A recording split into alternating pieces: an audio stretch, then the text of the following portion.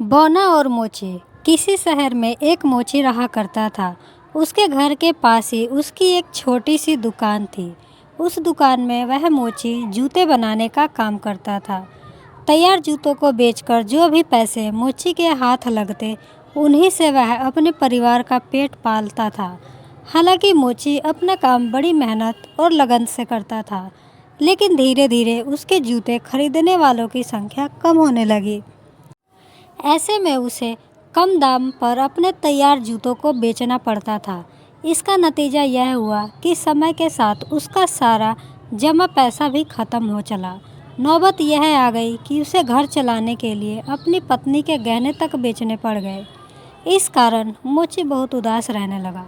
उसको उदास देख मोची की पत्नी उसे दिलासा देती कि ऊपर वाले पर भरोसा रखो, सब ठीक हो जाएगा, भगवान हमारी मदद जरूर करेगा। पत्नी की यह बात सुनकर मोची झूठ मूठ का मुस्कुरा देता और मन ही मन अपनी इस दशा को सोचकर चिंता में डूब जाता। एक समय ऐसा आया जब मोची की दुकान पर केवल एक जोड़ी ही जूते बचे।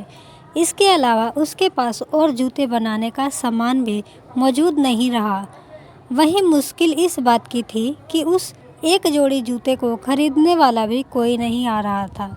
जब कई दिनों तक उन जूतों को खरीदने के लिए कोई नहीं आया, तो मोची उन जूतों को लेकर बाजार की ओर चल दिया। बाजार में मोची के जूते बिक गए। जूते बेचने के बाद जो पैसे मिले, मोची ने उससे घर का ज़रूरी सामान खरीदा और घर वापस आने लगा। लेकिन तभी अचानक रास्ते में उसकी नज़र एक बूढ़ी औरत पर पड़ी।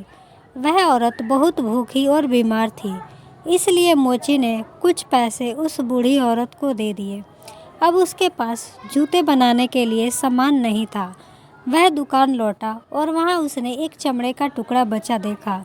उस टुकड़े से केवल एक जोड़ी जूता ही बन सकता था, तो जूतों के लिए मोची ने टुकड़ा काटकर तैयार किया और यह सोचकर घर चला गया कि अब अंधेरा ज़्यादा हो गया है, कल रोशनी में वह जूते तैयार करेगा।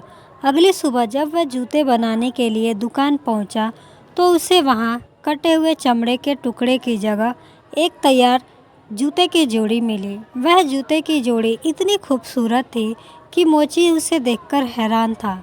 मोची ने उस जोड़ी को उठाया और फौरन बाजार की ओर रवाना हो गया।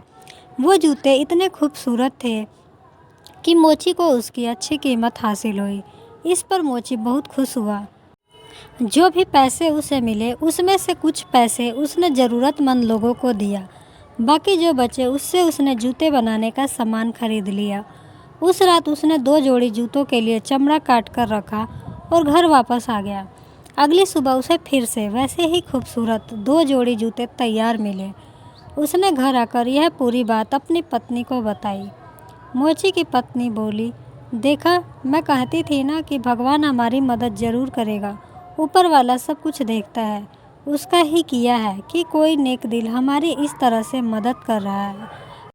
अब तो रोज़ जूते के लिए चमड़ा काट कर छोड़ने और अगले दिन बने बनाए सुंदर जूते पाने का सिलसिला ऐसे ही चलने लगा।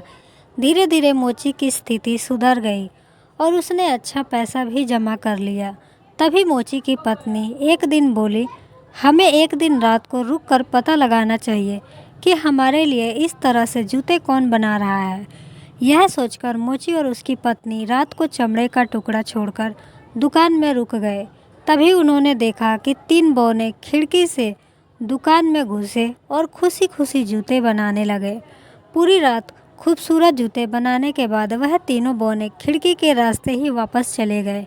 यह सब देखने के बाद मोची और उसकी पत्नी आपस में बात करने लगे कि इन तीनों बौनों ने हमारी बहुत मदद की है, इसलिए हमें भी इनके लिए कुछ करना चाहिए, इन्हें कुछ उपहार देना चाहिए। इस पर मोची ने अपनी पत्नी से पूछा, बताओ आखिर इन्हें ऐसा क्या दिया जाए जिससे इन्हें खुशी मिले।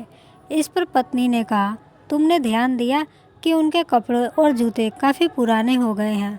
मैं उनके लिए नए कपड़े सिल देती हूँ, तुम उनके लिए जूते बना देना। फिर क्या था, मोची ने तीनों बौनों के लिए जूते बनाए और उसकी पत्नी ने तीनों के लिए सुंदर कपड़े तैयार किए। बाद में उन्हें ले जाकर दुकान में रख दिया और उस रात उन्होंने उन बौनों के लिए चमड़े का टुकड़ा नहीं छोड़ा। जब रात में तीनों बौने दुकान में घुसे तो अपने नाप के जूते और कपड़े पाकर काफ़ी खुश हुए। उन्होंने कपड़े और जूते पहने और खुशी खुशी वहाँ से चले गए। उस दिन के बाद से कुछ दिन तक मोची ने गौर किया कि उसके द्वारा छोड़े गए चमड़े के टुकड़े वैसे ही पड़े मिलते हैं। मोची समझ गया कि अब बौने उसकी मदद के लिए वहाँ नहीं आएंगे। उसकी स्थिति सुधर चुकी है और उसे अपना काम खुद करना होगा। इतने दिनों में मोची को लोगों की पसंद का अच्छी तरह अंदाज़ा हो गया था, इसलिए उसने पूरी मेहनत के साथ बोनो जैसे जूते बनाए और उन्हें बाजार में बेचा। मोची द्वारा बनाए गए जूते भी लोगों को बहुत पसंद आए और उसका काम अब अच्छा चलने लगा। कहानी से सीख: दूसरों द्वारा दी गई मदद का आभार माने और उनसे सीख ले, न कि दूसरों पर निर्भर रहने लगे।